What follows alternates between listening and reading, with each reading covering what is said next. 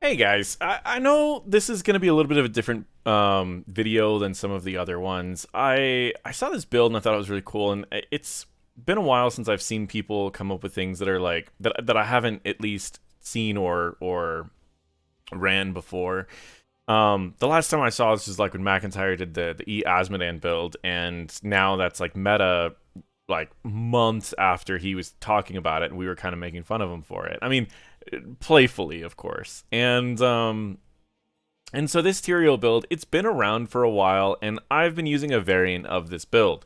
You guys remember my variant of this build where I ran Ardent Restoration, Divine Vigor, I went Pure Evil, I went Judgment, I went Law and Order, and I went Burning Halo, and then we upgraded this. Basically, the goal of this build was to ult onto a target, hit them with an E, use your Q to increase your DPS, bounce to them, and then do just enough damage before you leave to finish off that one backliner. You can save your Q to use it later if you need to escape, but generally you'd be able to pop a backliner, use your mobility to get around, and then leave as you were in the solo lane, and it was pretty safe to do so. You could use this pretty often because you take the cooldown that would lower, or you take the upgrade that would lower your cooldown, and you can 100 to 0-1 person. However, I've been watching, and this build only worked in the solo lane because you would be jumping on one of their backliners for so long that that the enemy team could either go and kill your backline or go and try to kill you, and in either case, it just wouldn't work. So that's why this only worked in the solo lane. However, I've been talking to a tank main, my pal Vince. He's the main tank for ACA, which is one of the top NGS teams. They dominated in the free agent tournament, and they basically have taken games off of the top CCL teams. So they one of the best tanks in the game currently, at least in North America. And my Val Vince came up with this version of this build that has more potential and also can still main tank. And so the variation that he made is really interesting. He takes Ardent Restoration, Divine Vigor, and Pure Evil standard. He does make some adjustments depending on what his team needs. If they need Swift Retribution, for example, for racing. But he takes Pure Evil because it has a really unique feature. And before I even get into the rest of the build, I'm going to talk about its feature right now. So it gives you increased damage for 4 seconds. Being that this is a 6-second cooldown, that's not really anything that we can stack more than just hitting a bunch of people. We hit one person, and it goes up to 270 damage as opposed to what you standardly would be doing 171. We hit 3 people, and it goes up to 400 damage, and because you attack more than once per second, that's well over 500 DPS by just hitting 3 people. Well, he's learned a little trick with this, and he learned that if you can get your cooldown low enough, you can stack this, forever. What I mean by that is if we were to toggle cooldowns and hit one person, each time that we hit this one person, we can stack this damage up. And it stays on there because each time that you hit them, it resets the duration but continues stacking. So we can see it stacks up to 1,200 attacks or 1,200 damage per attack with a pretty decent attack speed. So we're doing 1,400 DPS. Now that's of course adding in smites at a 0 cooldown. But there are ways around this. And this is where he came up with this pretty cool build. So level 10, he'll take Judgment in Storm League most of the time, and he'll take Sanctification depending on what's going on, usually in competitive. I will be showing a replay of a competitive scrim between him and another coordinated team. So we will be able to see him in a competitive environment taking Judgment. He did send me a replay where he took Sanctification. It was a bit of a stomp, though, so I didn't really want to show that game. I recommended Law and Order, but he recommends Sword of Justice. And the reason for this is so that he can still tank for his team. And then he goes Smite the Wicked, which is going to be where he gets that low enough cooldown to get that reset that we were talking about. And then he'll go either Angel of Justice, Holy Arena, or Seal of Eldruin. And it really just depends on where he's going. But I've seen him take Seal of Eldruin more often than not, so we're gonna take it right here.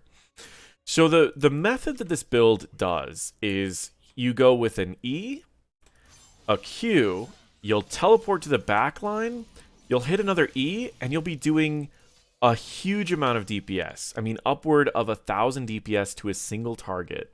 And then you can jump back to your team and be a tank for your team, and you may have just done enough damage to kill a backliner, and then you hop back to your team.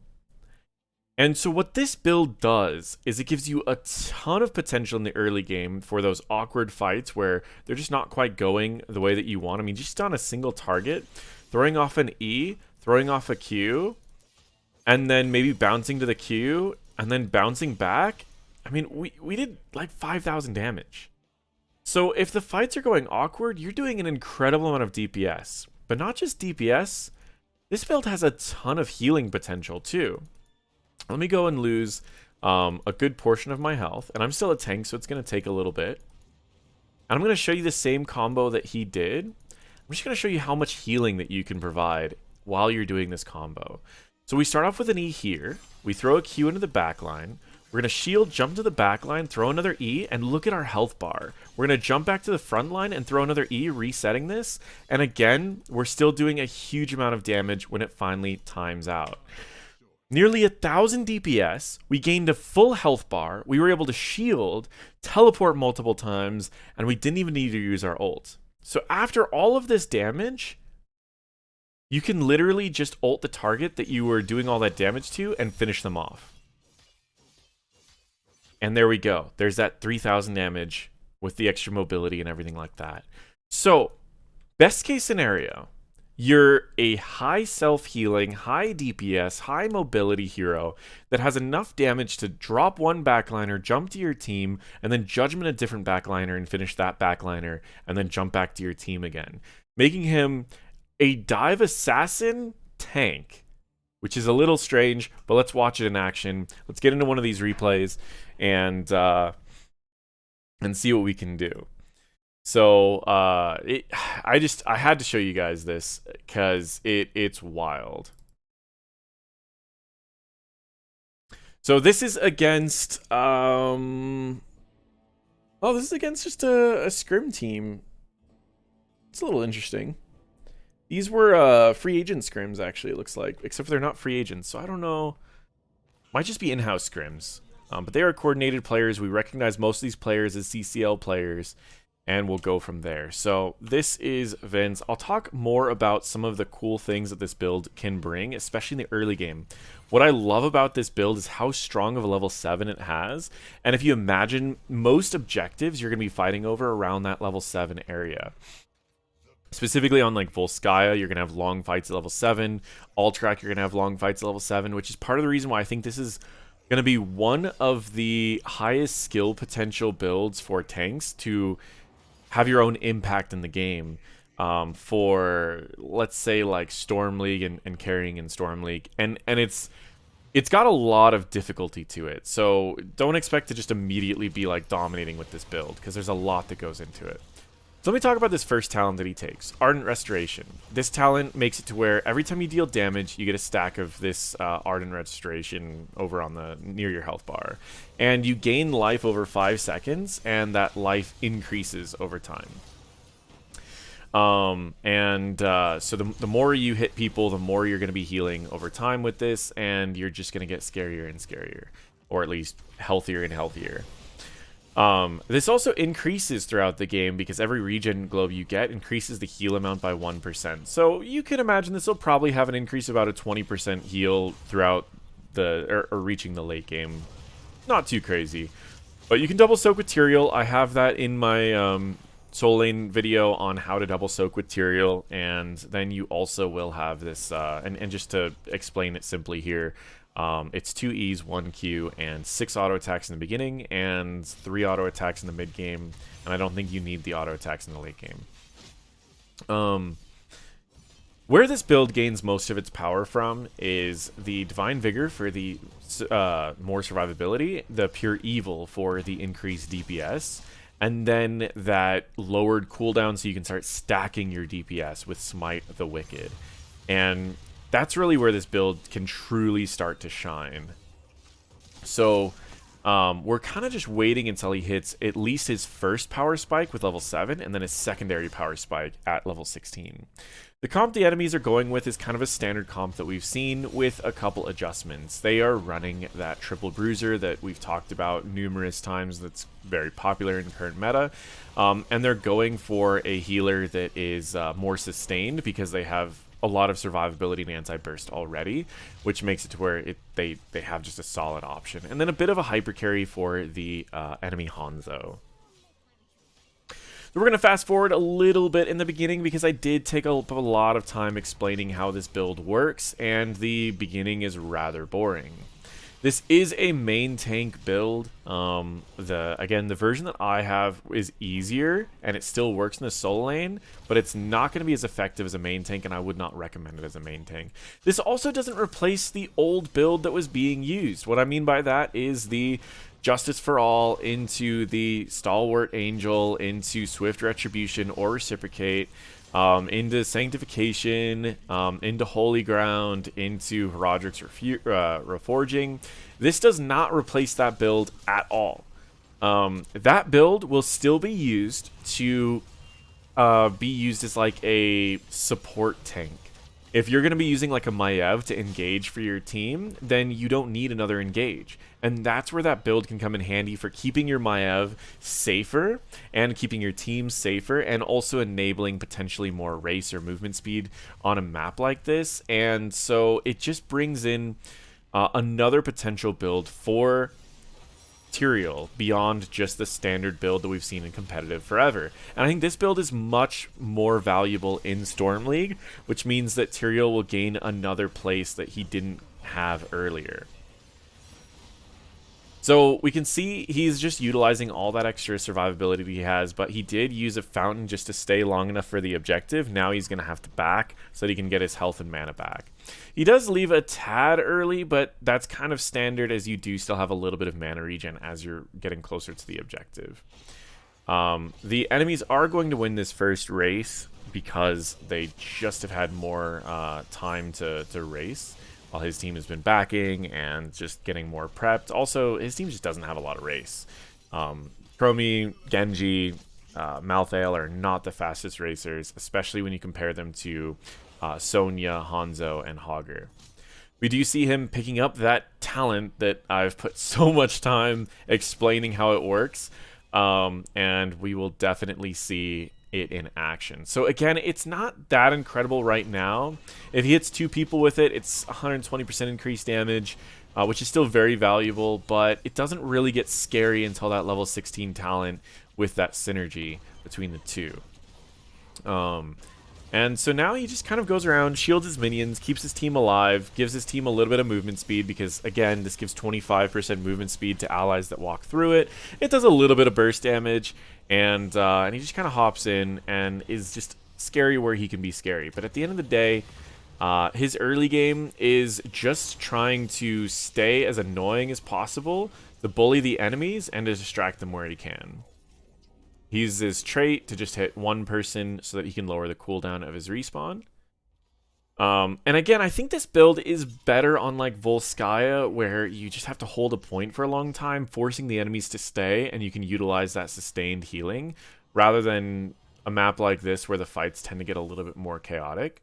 But Judgment is much better on maps like this, where the fights are getting a little weird, and you can throw a Judgment out to just force a fight on a single target, get a pick, and win the race. So we are just seeing him do what he can to get his team to the late game. Even though they lost that first objective, he's just going to cover a little bit of soak for his team, try to join his team, and maybe force a fight before the enemies hit 10. The enemies hit 10, and he changes position from trying to go for a flank to instead just playing defensively, and his Malthael ends up going back up to top lane to get some soak. He doesn't want to overcommit to this. He throws his Q more for the wave clear and has no intention of actually jumping in there. And now he's just doing what he can to stay back, potentially lead to a kill here, but the enemies are throwing all of their ults out when he does not have ults yet. He uses the extra damage to threaten the Sonya, force her to leap, and that also leaves the Hogger in a bad position, and he uses the extra movement speed so that he can chase onto the enemy Hanzo, giving him a little bit of a lead. He's going to take out Zainhide on that Zarya and utilize his body blocking. Even though Tyrael has a smaller body than a lot of other tanks, you still can utilize body blocking where you can, and it gets easier when the enemies are slowed or you move faster. He takes Judgment. And this is where the playstyle can get a little bit interesting on this, because Judgment allows you to basically have a variant taunt from range. Now, the downside to this in comparison to taunt is that it's a much longer cooldown than taunt. The upside is that it has longer range than taunt, and you're on a hero that has escape. The downside about not playing Varian is that Varian has more survivability, and Varian has more burst damage early game. But you have about the same burst damage late game, but you have more sustained damage, which allows you to threaten even after the initial fight is over.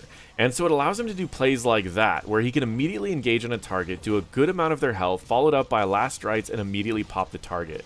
His increased healing makes it to where he's not threatened at all by the enemy Hoggers spinning, or really the enemy heroes spinning from Sonya. He basically can just auto-attack, gain a lot of his life back, and shield to prevent a little bit of burst here and there.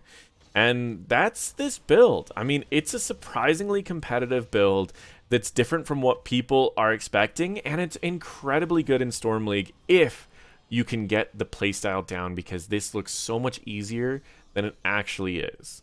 Being able to hit a lot of targets with E, knowing your limitations of when you can go in and out of these fights, and knowing what targets to Judgment to immediately engage onto, really requires a lot of understanding about this. But this is one of those where if you are looking to carry as a tank, this does have the potential to do it in Storm League, and it's surprisingly good and coordinated because of what Tyrael can bring.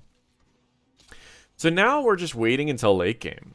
He's already hit his initial power spike of level 7. He's already utilized his Judgment to get a little bit of a lead on this objective and catch his team back up in the game. And he's also still using his shields to make sure that his team doesn't die to any burst. He's doing a lot of sustained damage during fights, but overall, he's really not trying to do anything because the next major power spike in this build is level 16. So he just wants to break even in fights and do what he can to kind of maybe win an objective here or there, force the enemies to react to him, and then level 16 he can be a lot scarier. So he distracted 3 people while his team went in and led to 1 kill. Now he just needs to get healed back up by his team, and he could potentially go back in.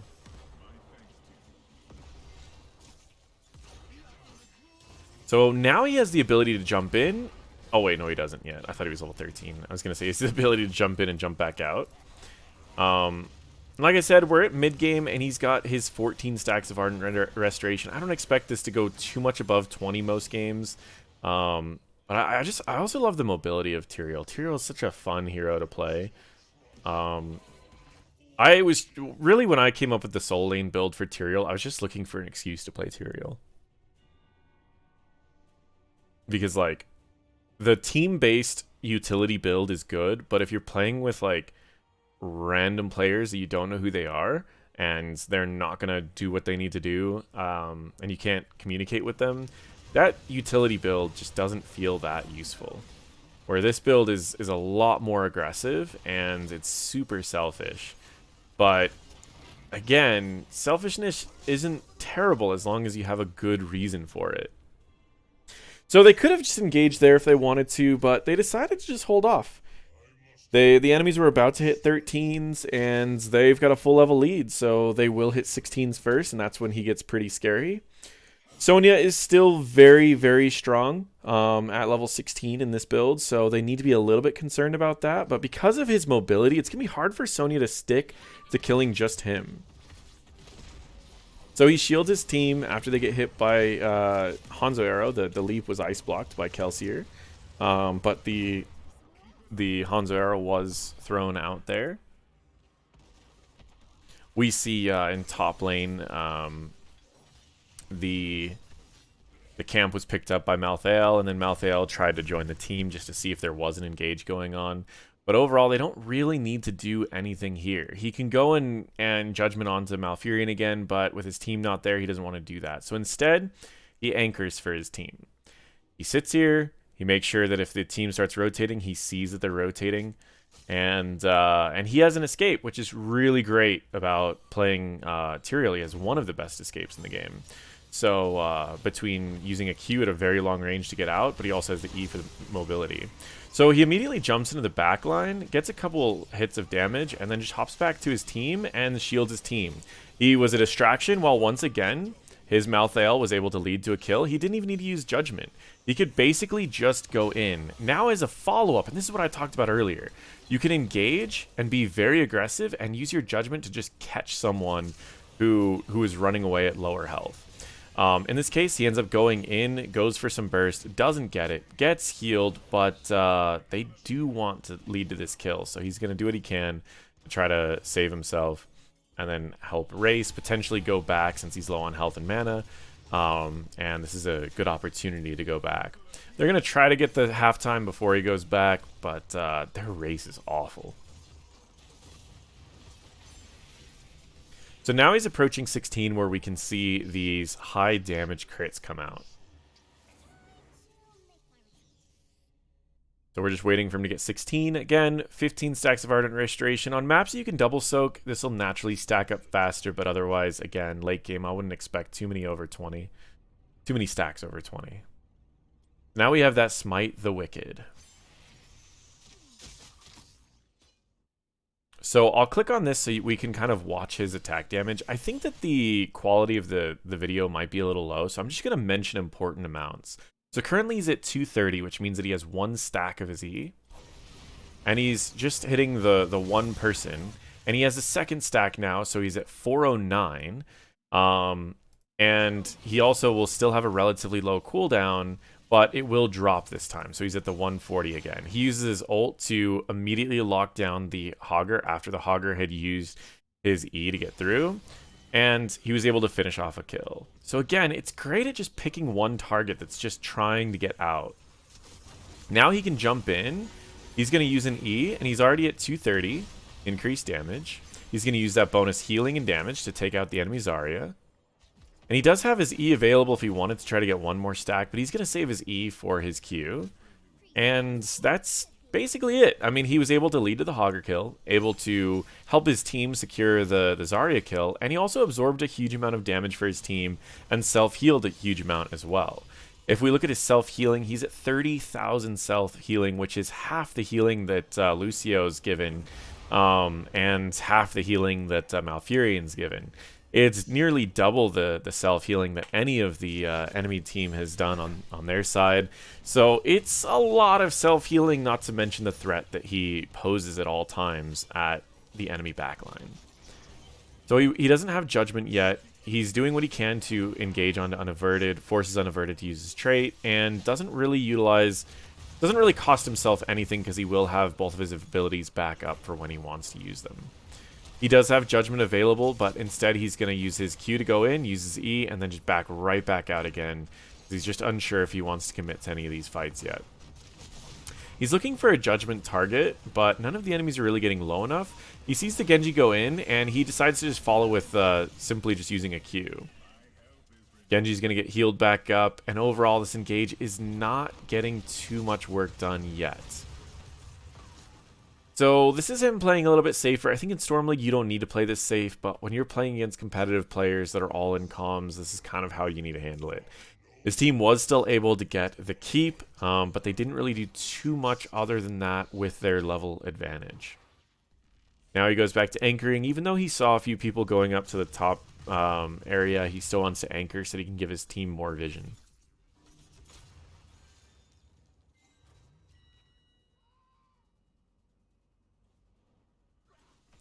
So again, this is just the playstyle of this. He can apply a ton of threat to the backline while still having the ability to always jump back to his team. And that's something that you may need to pay attention to a little bit, is where are you leaving Sword of Justice? Because you're going to be returning to this. And so you want to make sure that you're always leaving it in a place that you're going to be able to come back near your team and potentially give them a shield. I often use the shield when I was jumping in, but he actually likes to use the shield when he returns to his team.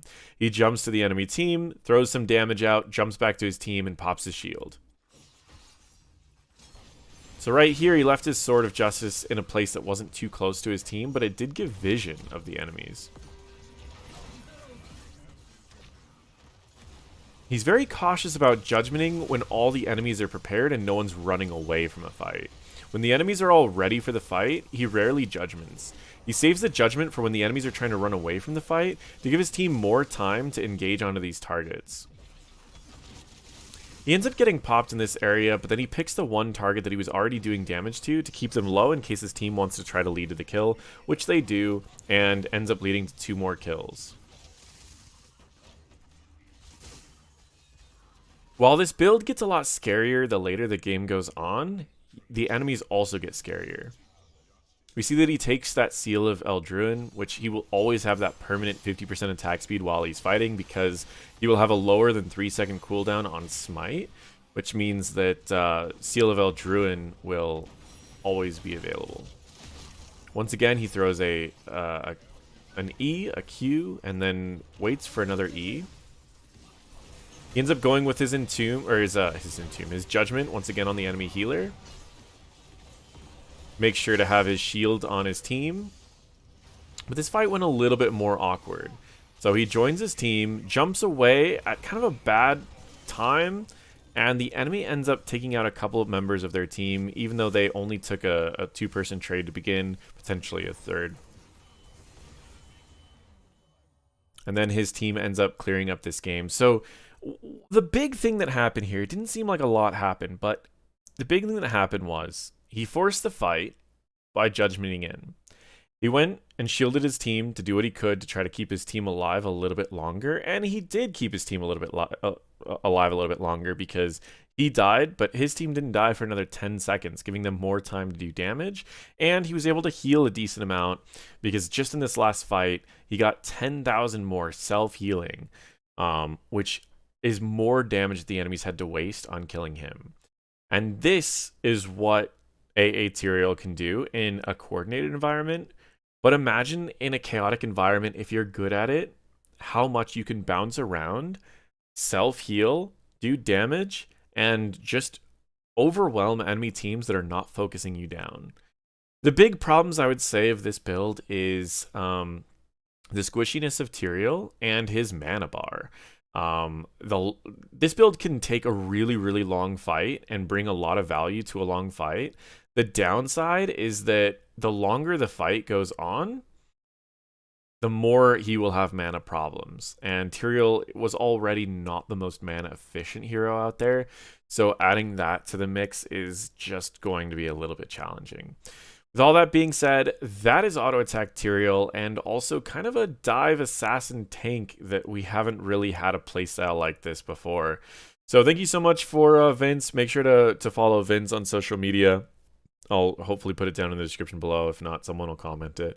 Thank you guys so much. Feel free to check out any of my other videos.